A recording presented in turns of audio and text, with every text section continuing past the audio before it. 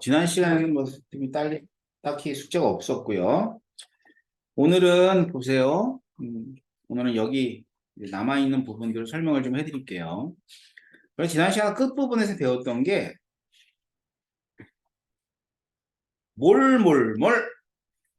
자, 뭐냐면 주어진 값들을 뭘로 바꾸고 대수 부위를 이용해서 주어진 물질 말고 다른 물질들의 질량이나 부피를 계산하는 거예요. 몰수를. 그 이후에 질량이나 부피 같은 것들을 따로 계산하는 거예요. 되셨죠? 자, 그래서 이거 한번 볼까? 첫 번째. 바로 문제라고 생각하시면 돼요. 자, 14g의 질소와 충분한 양의 수소. 그 전에 이제 요거 한번 봐봐. 선생님이 이제 단어를 쓰는데,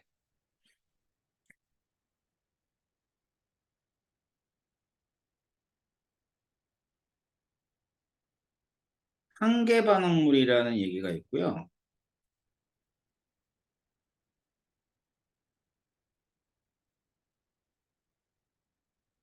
과잉 반응물이라는 단어를 쓸 거야. 그래서 한계 반응물은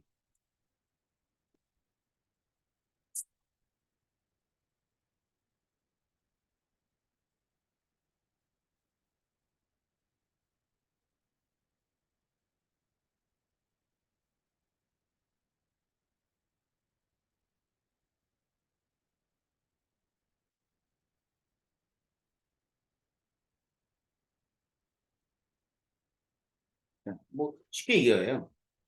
반응 후 소멸되는 반응물. 없어져. 어. 그 양이 0이 되는 반응물이 있으면 얘를 한계 반응물이야. 원래 이제 사전적 의미는 이제 교과서에 나와 있는 의미는 생성물의 양을 결정하는 물질이다 이렇게 얘기해요. 그러니까 봐봐. 한계 반응물이 많으면 그만큼 많이 생성되겠죠? 그잖아. 그래서 그런 거 한계 반응물이야. 그리고 이제 과잉 반응물.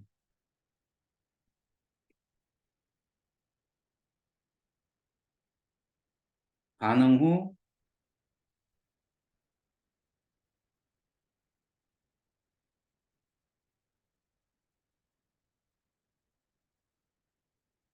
자, 반응 후 남아있는 반응물을 가리켜서 과잉 반응물이야 그래요.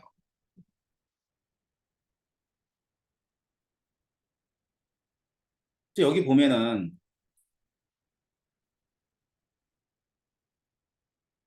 지금 이렇게 돼 있죠?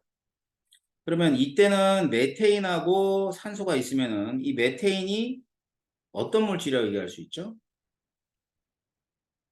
얘가 한계 반응물이죠? 없어졌잖아. 음. 그리고 충분하다고 하는 게 뭐냐면 여기서 산소가 과잉 반응물이에요.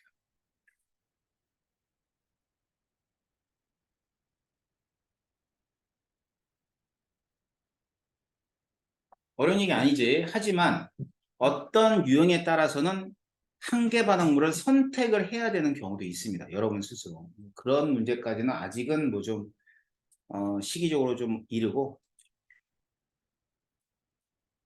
한계 반응물과 과잉 반응물이 어떤 물질인가 이 정도만 아시면 돼요. 자, 그럼 봐봐. 질소가 있어요. 그다음에는 수소가 있고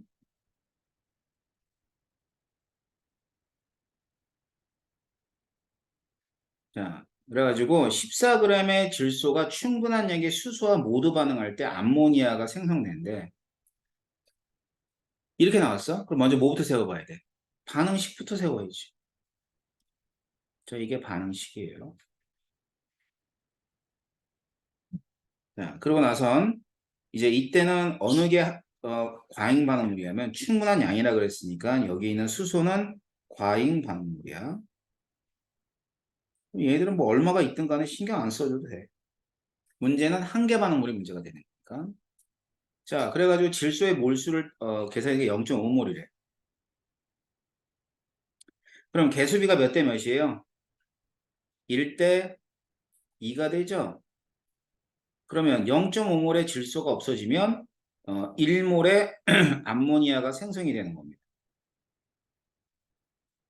그럼 암모니아가 1몰이 생성이 됐어. 그럼 몰 질량은 17이니까 얘는 17g이 생성된다라고 얘기하는 거죠. 뭐 어렵지 않죠? 어제 했던 거 다를 거 없어. 자, 그다음 요번엔 부피. 자, 일정한 온도 압력에서 10리터의 프로페인 기체가 완전 연소해서 이산화탄소 기체의 부피.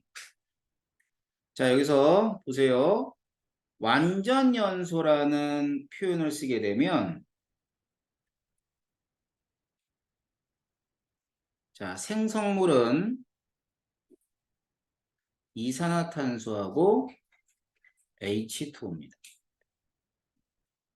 근데 조심할 거는 H2O가 액체인지 기체인지를 꼭 확인하세요.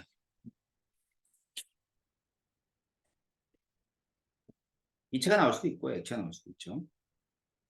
자, 그러면 얘는 기체들이야. 기체들만 봤을 땐 생성된 이산화탄소니까 결국 개수비가 부피비에 해당하죠. 그러면 이때 프로페인하고 이산화탄소의 부피비는 1대 3이에요. 따라서 10리터가 없어지면 몇 리터가 생성돼? 30리터가 생성된다는 겁니다. 이건 뭐 굳이 몰수를 구하지 않더라도 부피비를 이용해서 기체들의 부피를 판단해 주는 거고요. 다음 또 이번에는 이런 문제 있습니다. 0도씨 일기압에 에탄올 11.5g을 완전 연소했을 때 이산화탄소의 부피. 자, 그럼 뭐부터 세워야 돼? 예, 이렇게 해서 반응식부터 세워야 되겠죠. 자, 그러고 나선 이게 에탄올이거든. 에탄올의 그 분자량이 있을 거야. 분자량이 46이에요. 그럼 몰수 구했겠죠? 자, 에탄올이 0.25몰입니다. 자, 그럼 이산화탄소 몰수부터 자, 메탄올과 이산화탄소는 개수비가 1대 2이기 때문에 얘는 1몰이 생성이 돼요. 자, 따라서 이산화탄소 1몰을 부피만 따지면 되지. 그럼 뭐가 필요해? 25도씨 일기압에서의 몰 부피가 필요해. 몇 리터는 거 알아요? 22.4리터는 거 알지? 그래서 이산화탄소의 부피는 22.4리터라고 계산이 되겠죠. 알았죠?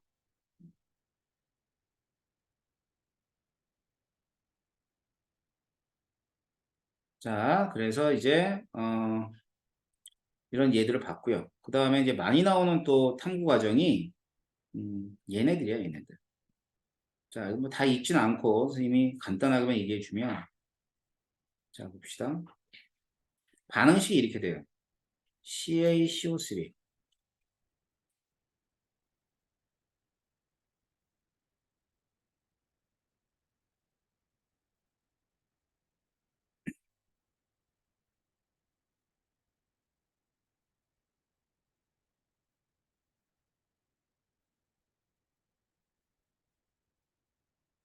자, 문제에 따라서는 얘가 한계 반응물일 수도 있고 얘가 한계 반응물일 수도 있어요. 알겠지? 그런데 지금 여기는 그 탄산칼슘 1g, 2g 계속 늘려가면서 얘기했단 말이야. 알았지? 그러면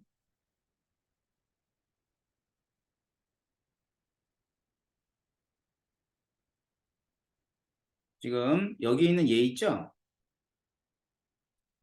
예.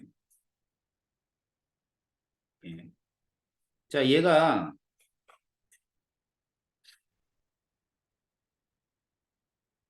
한계 반응물을 할게요.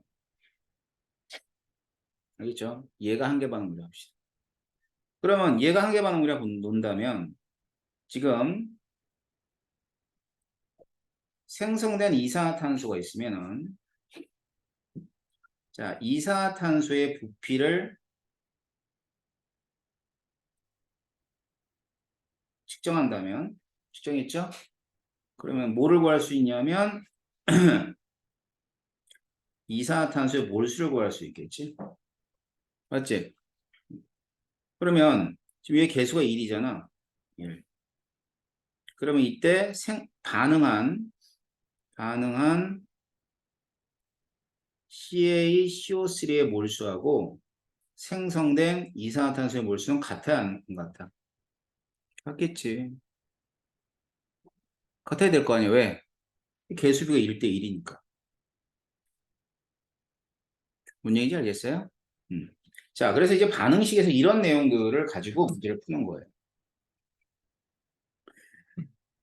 자, 그래서 우리 지난 시간에 배웠던 개념 확인 문제 하고요. 선생님이 뒤에 문제 몇 가지를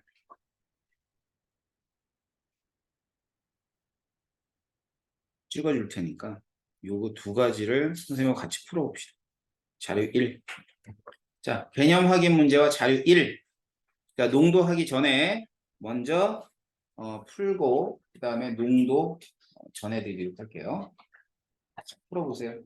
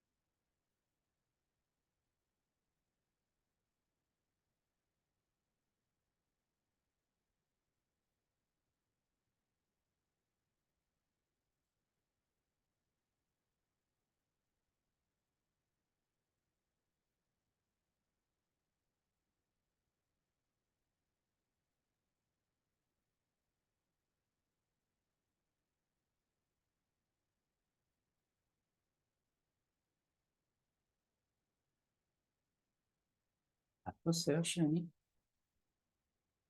화학 잘하네. 재밌어? 응?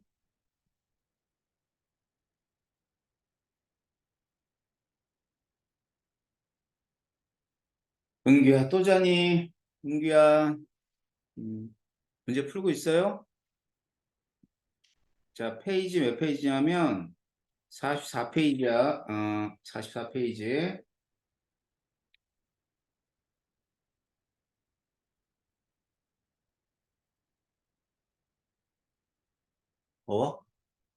온도 좀 낮춰줄까?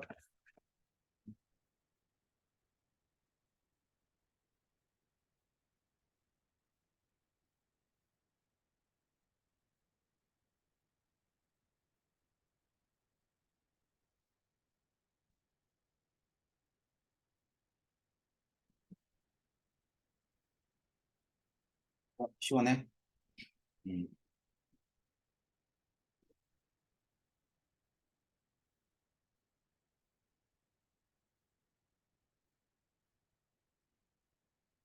은규야, 정신 좀 차려봐봐. 세수 좀 하고 올래? 응? 어? 괜찮아?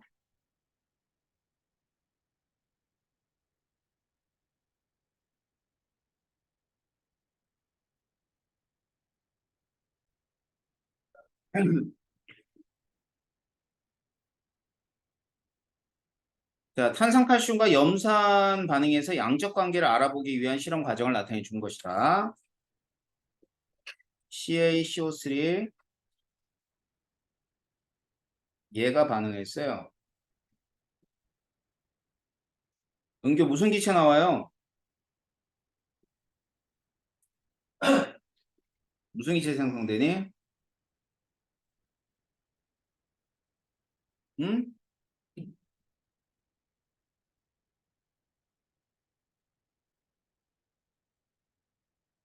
뭐라고 써져 있어? 이산화탄소 기체 써져 있죠? 생성되는 기체는 이산화탄소. 알겠죠? 자, 그래서 여기서 실험 과정에서 보게 되면 A 기체가 발생하였다. 그럼 A는 이산화탄소를 쓰면 될 거고요. 반응식은 선생님이 쓴 것처럼 이렇게 완성하면 될 거예요. 자, 그러면 첫 번째 보기는 탄산칼슘과 염산의 몰수. 뭐라고 되어 있냐면 탄산칼슘하고 몰수가 몇 대 몇이야 여기? 개수가 몇 대 몇 적혀 있니? 1대 2로 적혀 있죠? 그래서 1대 2다 맞는 얘기예요. 자, 두 번째는 뭐냐면 반응 전후의 질량을 비교하면 여기 보면요. 반응 전에 일단 탄산칼슘의 질량이 W1이고 그 다음에는 충분한 염산이 들어있는 삼각 플라스크의 질량이 W2죠. W1에서 W2를 더하게 되면 실험 전의 전체 질량이 되는 거야. 근데 반응이 진행할 때 뭐가 빠져나가냐면 이산화탄소가 빠져나가요. 알았지? 그리고 반응이 완전히 끝난 뒤에 질량이 W3라고 할게요. 그러면 이 둘 중에 어느 게 더 커야 되냐면 당연히 이쪽이 더 커야 됩니다.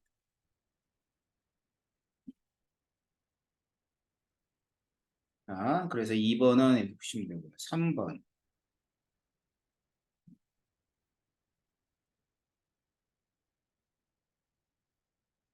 어, 자, 빠져나간 기체 A의 질량. 그럼 이제 A의 질량은 이렇게 하면 되겠다. W1 플러스 W2가 더 질량이 크니까 여기서 뭘 빼주냐면 W3를 빼주세요. 그럼 얘가 뭐의 질량이냐면 얘는 생성된 이산화탄소의 질량입니다. 근데 여기 보니까 반대로 써 있네요. 그죠? 4번, 4번인가요? 아이고, 4번이죠.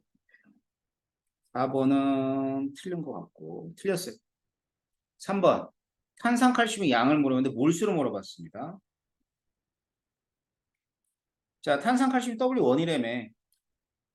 그러니까 3번은 W 탄산칼슘이니까 몰수는 화학식량으로 나눠주면 돼요. 자, 탄산칼슘 CaCO3의 화학식량 얼마죠? 거기 적혀 있지 않아? 100이라고? 100이라고 돼 있잖아. 자, 그러니까 얘를 그대로 100으로 나눠주면 얘가 탄산칼슘 몰수가 돼요. 됐고요. 이산화탄소의 질량도 됐죠? 발생한 A의 부피는 0도씨 일기압에서 라고 되어 있습니다. 부피입니다. 부피. 자, 이 실험에서 탄산칼슘이 과잉반응물이야? 아니면 염산이 과잉반응물이야? 자, 충분한 양의 염산이니까 얘가 과잉반응. 자, 그렇다면 이만큼에 해당하는 몰수가 반응을 했어요. 이게 뭐지? 반응한 탄산칼슘의 몰수야. 알았지? 자, 그러면 얘하고 얘가 1대1이지? 그럼 생성된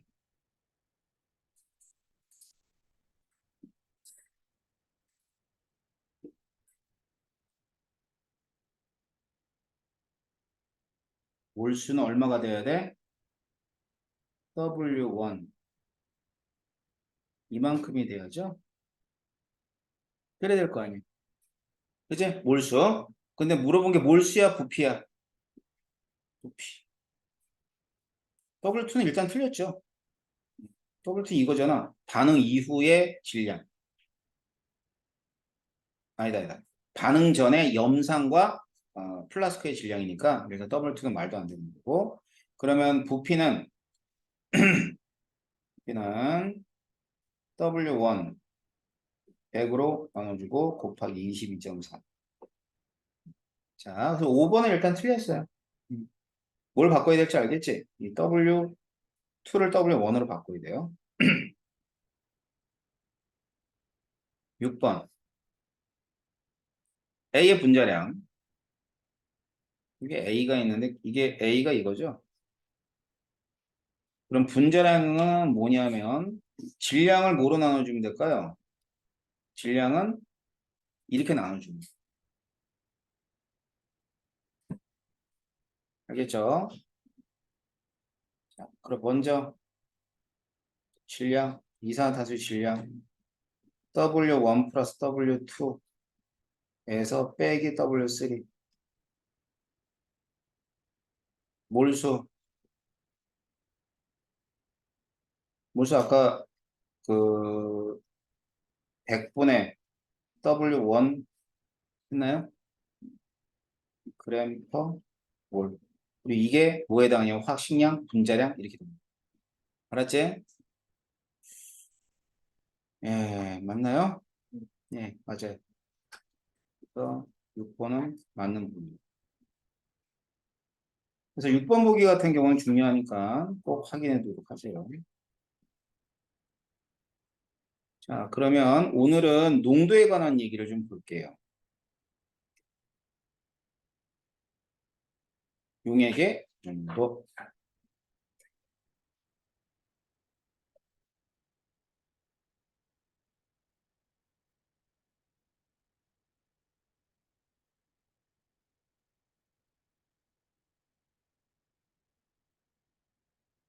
자, 용액은 퍼센트 농도하고 그 다음에 몰 농도 이렇게 두 가지의 농도로 표시합니다. 일단 용액이란 상태는 여러분들 다 중학교 때도 배웠던 거야. 혼합물이야, 혼합물. 맞지? 용액은 용질과 용매가 섞여 있는 혼합물이 됩니다. 자, 그렇기 때문에 농도라고 하는 것은 우리가 흔히 용액의 조성이라고 했지. 어떻게 섞여 있니?를 나타내 주는 걸 우리가 농도라고.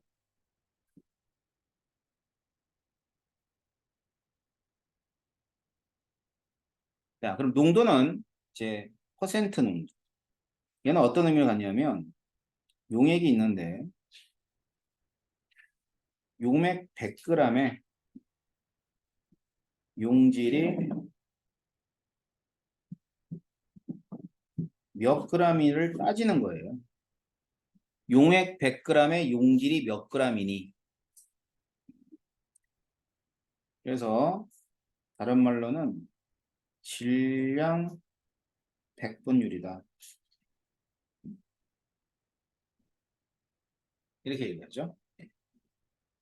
그래서 예를 들어서 10%의 소금물이다.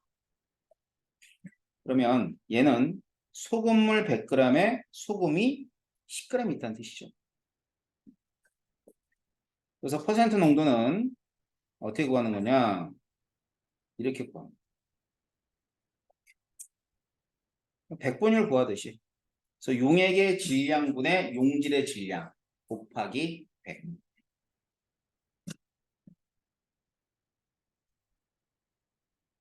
자, 그래서 여기 보면은 10%의 프로당 수용액.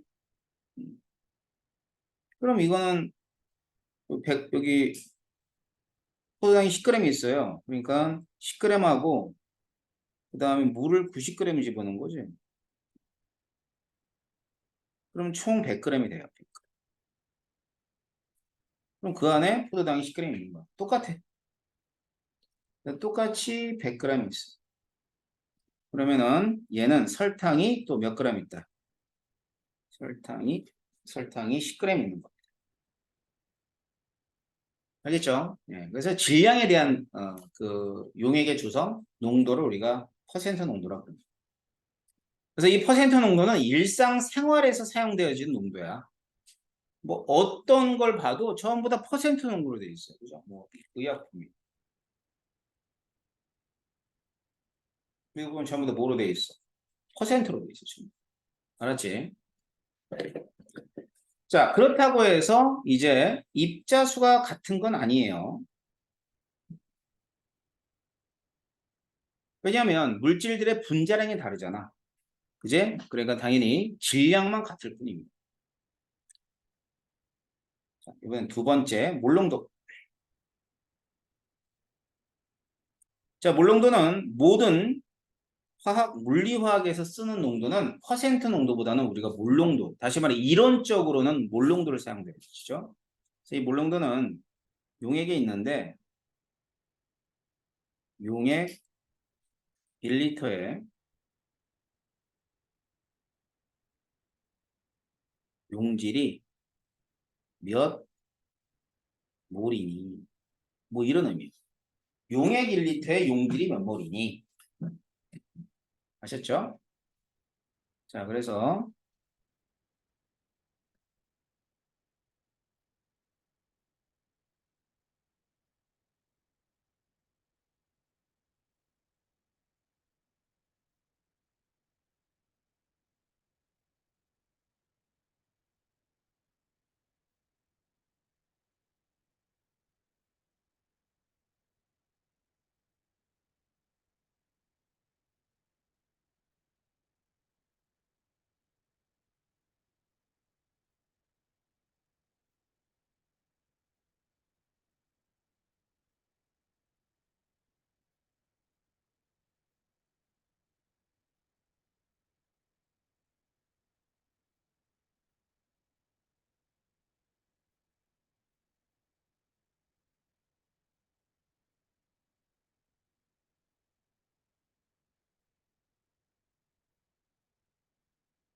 자, 무슨 말이냐면 NaOH 4g을 녹인 수용액 200ml의 몰농도가 얼마니를 계산을 해보는 거예요. 자, 그러면 이런 거네. 수용액 200ml에 NaOH가 몇 g 있대요? 4g 있대요. 알았지? 자, 수용액 200ml에 4g 있대. 근데 몰농도는 수용액이 1리터잖아. 1리터니까 얘는 몇 ml? 1000ml. 그럼 1000ml 안에는 NaOH가 몇 g 있을까 계산을 먼저 해봐. 몇 g 있어요? 응? 20g 있는 거예요? 그러면 이 20g을 모로만 바꾸면 돼. 몰수로만 바꾸면은 걔가 1000ml, 1리터에 있는 용질의 몰수가 되는 거지. 그러면 화학 시간 필요하네. 알려줄게요. 그냥 다 알려줘요. 걱정하지 마세요. 40이에요. 그러면 NaOH 20g은 몇 몰이에요? 0.5몰이 되는 거죠. 그지? 그러면 몰농도는 얼마가 되냐면 0.5가 되는 겁니다. 이때 단위는 라지엠이었습니다. 그래서 이제 몰농도는 식으로 따지면 용액의 부피분의 용질의 몰수가 돼요. 그래서 용질의 몰수, 용액의 부피, 리터죠. 그래서 몰 퍼 리터 쓰기도 하고 라지엠으로 나타내주기도. 자, 지금 쓴 이 값이 뭐에 해당하냐면 몰농도의 관계식이에요.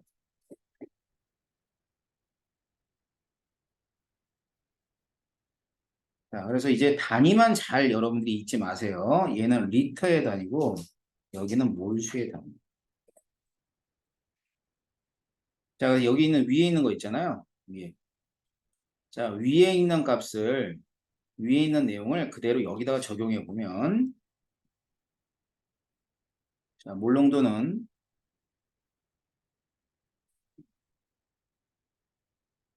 용액의 부피분의 용질의 몰수. 용액의 부피는 이제 200ml잖아요. 얘는 0.2리터라고 해야 될 것 같고요. 그죠? 자, 그 다음 4g이잖아. 근데 화학식량이 40인가요? 40. 요만큼이 몰수. 그럼 이걸 계산하면 얼마 나옵니까? 0.5 나와야 하는 거예요. 0.5 나오죠? 그래서 0.5몰 정도라고 얘기해 줍니다. 이게 몰.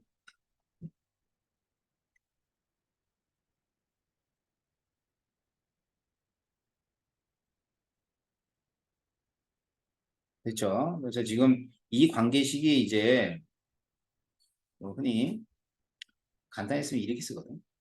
부피분의 몰수. 이게 선생님이 제일 많이 쓰는 문자들이에요. C는 부피분의 몰수. 부피분의 몰수. 그래서 여기에 C가 몰농도고 이게 몰수야. 자, 그러면 용액에서 예를 들어서 자, 농도 알고 부피 알면 뭘 구할 수 있니? 다시 용액에서 농도 알고 부피 알면 용질의 몰수를 구할 수 있죠. 무슨 말인지 알겠어? 또 자, 용질의 몰수 알고 농도 알면 용질의 몰수 알고 농도 알면 부피도 구할 수 있죠. 이런 관계식이야. 제일 많이 쓰는 건 뭘까? 용질의 몰수를 구할 때 농도와 부피를 곱한 값이다라는 걸 제일 많이 써.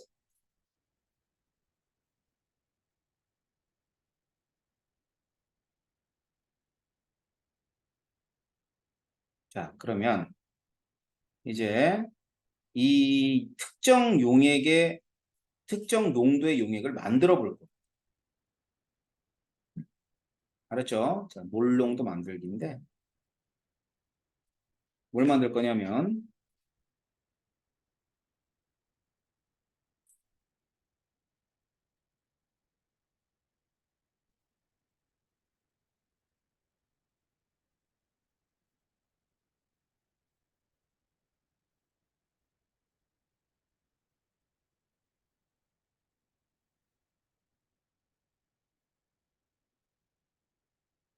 뭐라 썼어요? 0.1몰 농도의 NaOH 수용액 1리터 만들기라고 썼네요.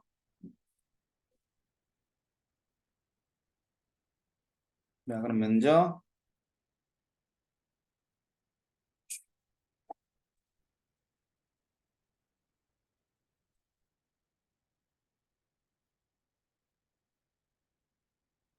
얘 만들려면 이제 필요한 NaOH의 몰수가 필요해요. 몇 몰이에요? 금방 했던 거지. 자, 용질의 몰수는 농도하고 부피를 곱하면 된다 그랬죠. 몇 몰?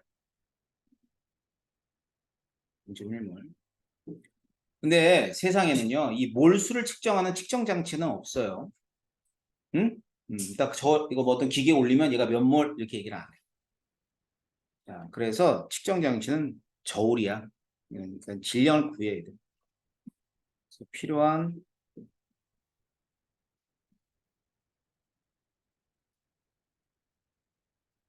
질량. 0.1에다가 곱하기 뭐 해주면 돼? 40을 해줘. 몇 g이지? 4g이네. 4g. 필요한 NaOH 질량은 4g. 자, 그래서 이 NaOH가 이제 고체 상태로 있거든요. 그래가지고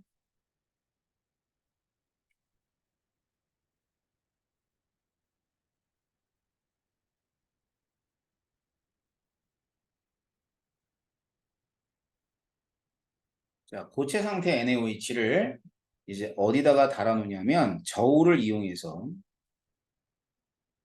달아요. 이렇게. 일단 이게 몇 몰이든 0.1몰이니까. 그래가지고 이 고체가 물에 잘 녹거든요. 그래서 이렇게 비커에다가 이렇게 집어넣어요.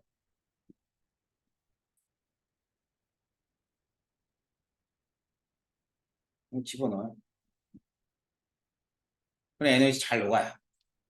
알았지? 그럼 일단 0.1몰이 녹아 있는 거네. 알았죠? 자, 그러고 나선 실험기구가 이제 또 이렇게 특별한 게 있는데 이런 식으로 되어 있는 경우가 있어요.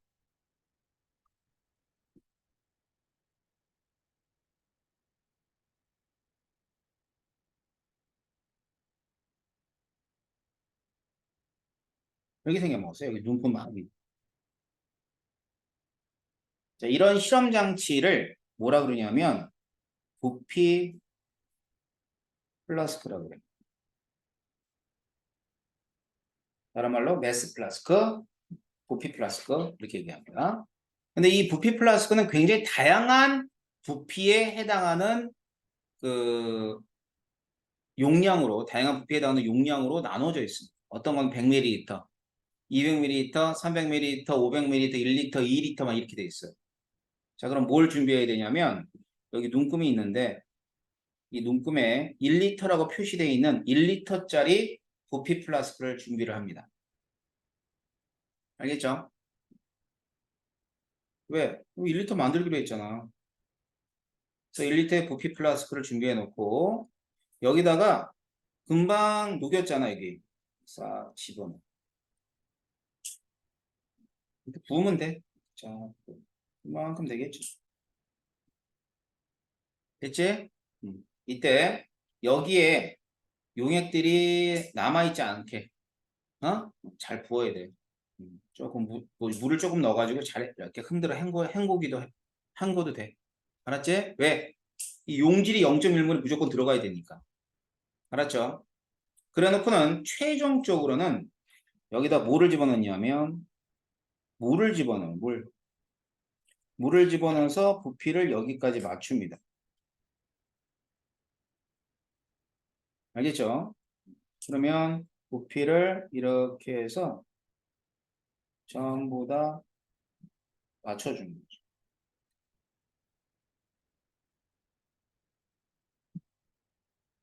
자, 그러면 이 안에 NaOH가 몇 몰 있어요? 몇 몰? 0.1몰. 그럼 1리터 안에 용질이 0.1몰이 있으니까 이 수용액은 몇 몰 농도다? 1몰 농도 NaOH 수용액이 된다는 뜻이에요.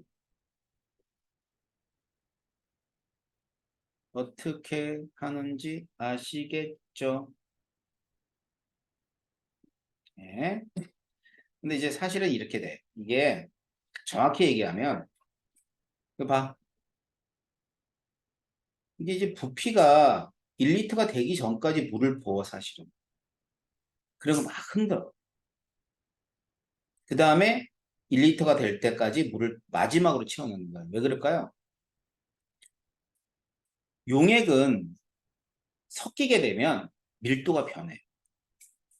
밀도가 변해서 부피가 차이가 나. 그러니까 다시 말하면 1리터까지 물을 넣고 막 흔들잖아? 그럼 1리터가 안 돼.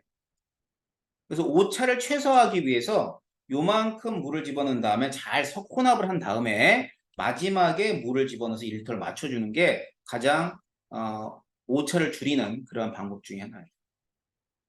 그래서 이 수용액은 말이죠. 밀도에 따라서도 부피가 변하고 그 다음 뭐에도 부피가 변하죠?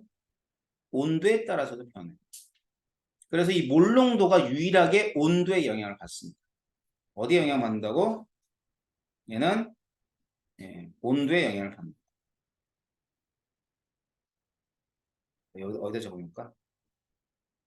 여기다 적어놓자.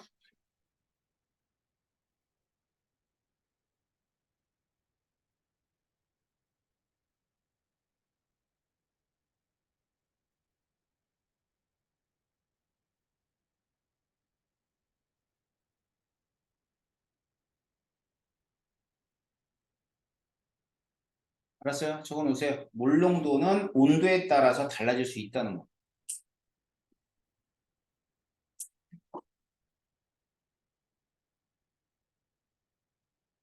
그럼 보자. 교재에 나와 있는 거 이제 황상구리예요. 음, 황상구리.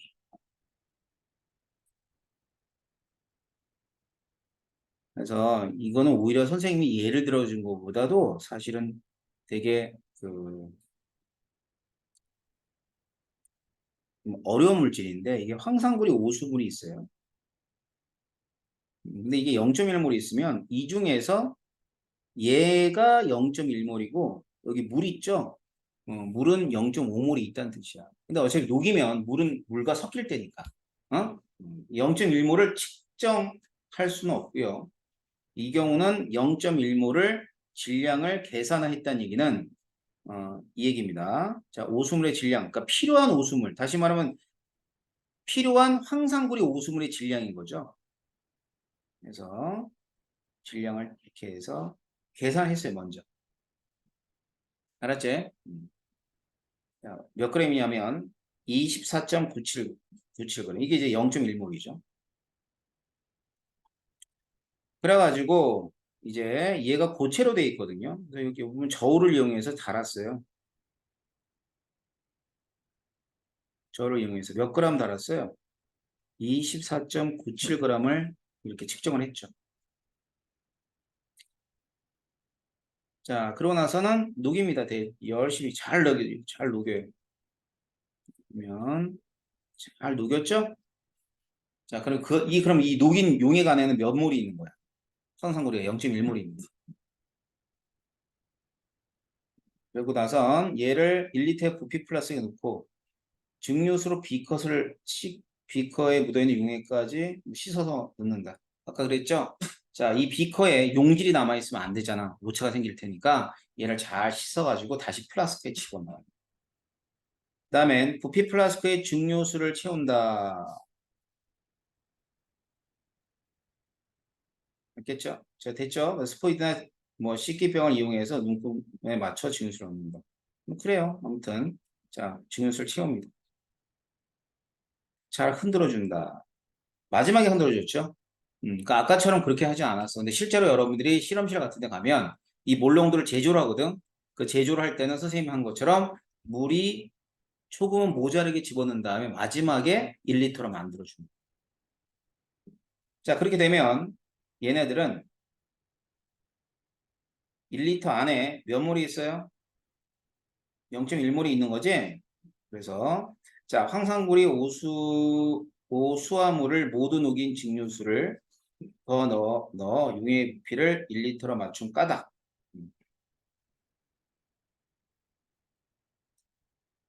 이렇게 되기 때문에. 알았죠?